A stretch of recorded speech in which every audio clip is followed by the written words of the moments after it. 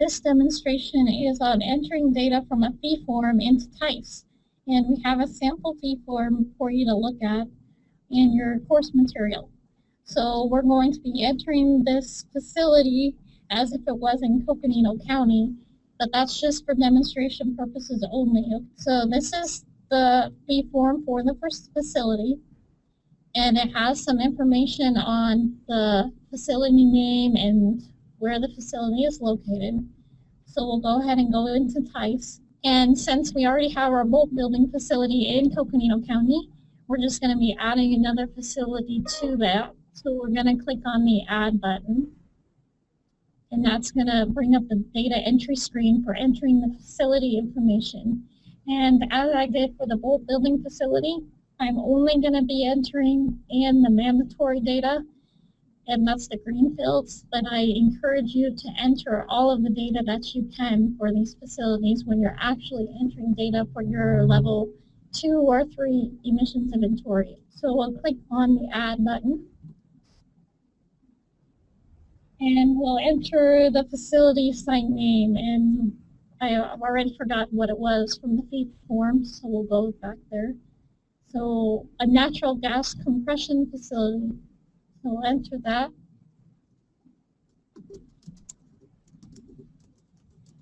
And we're going to keep going with our numbering system. And I'm going to enter a site ID of 02 since that's the next facility in this location. The facility status code is operating. And let's see what the address was.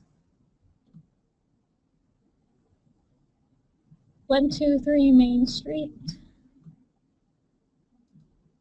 in Anytown, Arizona, in the postal code. Now we have to enter the NAICS code, so we'll go ahead and search for that. I'm going to do a search for gas and see what comes up.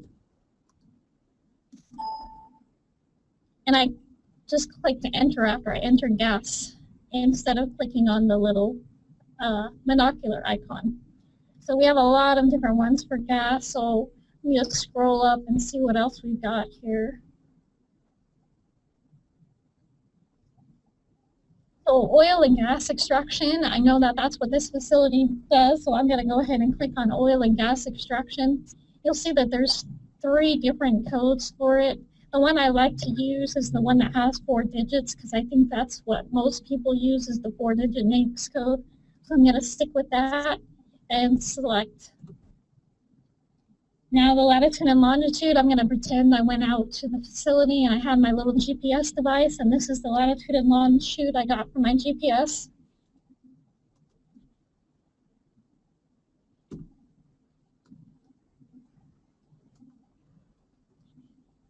Let's see if there's anything else I need to enter. Nope, looks good. We'll click OK. And now we'll enter the release point data. And on the fee form, there wasn't any information about the release point. So if you don't have anything on your fee form, you could try contacting the facility and asking them for the data on the release points, or perhaps you could talk to EPA and they would have information on the release points.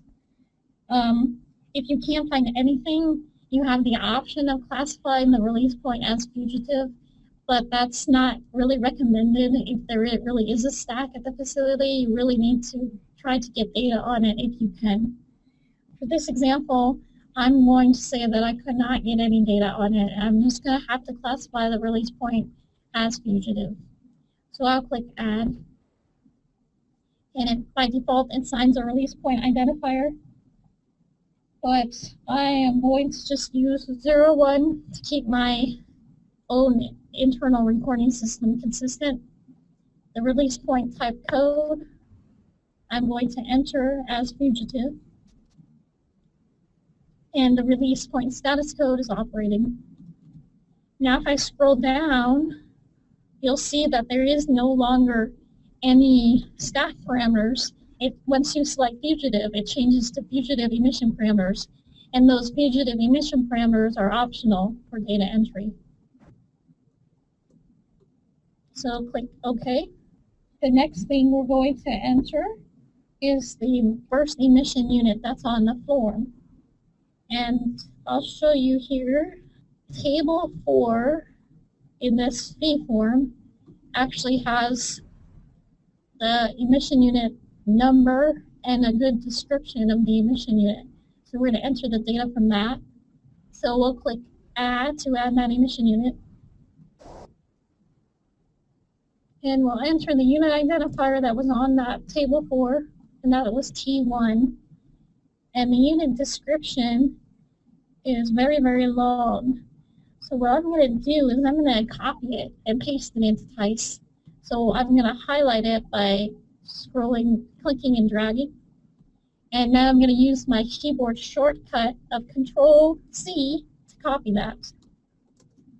So that's copied, and then I'll go back into TEISS, and with the cursor flashing at the unit description, I'll enter Control-V on my keyboard, which is the shortcut for paste, and that will be put into the unit description. And the nice thing about it is it's not going to be misspelled at all because I cut it and pasted it, or copied it and pasted it.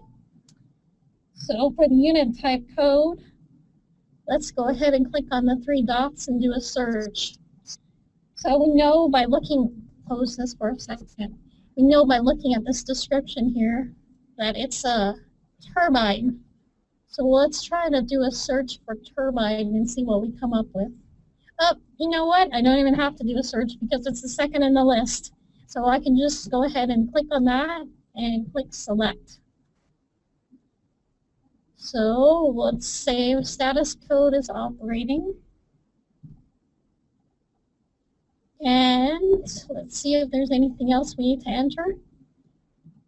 Nope. So we click OK.